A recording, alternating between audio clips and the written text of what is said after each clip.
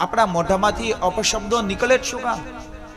આપણા મોઢામાંથી કોઈના પણ પ્રત્યે અપમાન ભર્યા શબ્દો શા માટે નીકળે?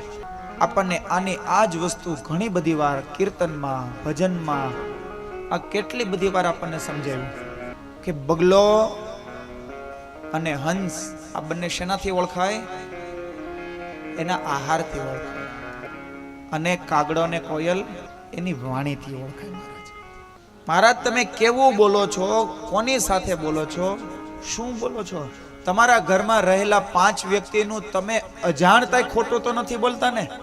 તમારો ભાઈ, તમારો નાનો ભાઈ, મોટો ભાઈ, તમારા દેરાણી, જેઠાણી, સાસુમાં, અરે સાસુમાં જે કરે તે, પણ વહુના મોઢામાંથી હું કામ એવા શબ્દો નીકળે કે મારા હાહુમાં આખો દી વાતું જ કરતા હોય અને મારી જ વાતું કરતા હોય?